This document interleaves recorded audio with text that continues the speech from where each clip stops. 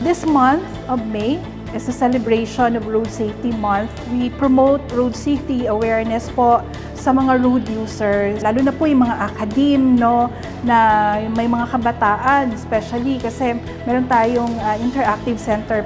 We want them to know that learning road safety ay hindi boring, no, at maging fun din siya. Everyone could learn about road safety.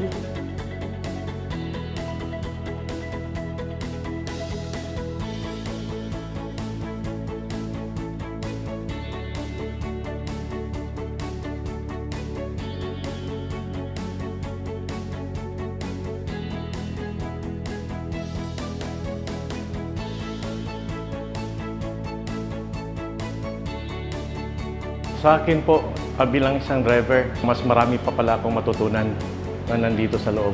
Isa sa maganda yung mga simulator, no? Simulator yung mga road crashes na nandoon.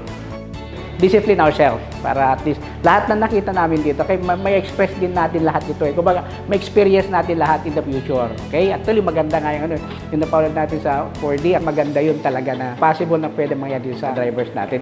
Inaanyayahan po namin kayo na bumisita po dito sa LTO Road Safety Interactive Center. Kahit wala pa po kayong lisensya, ang tamang impormasyon, ang tamang kaalaman ay gabay po yan sa kaligtasan sa lansangan. Always remember po that road safety is a shared responsibility.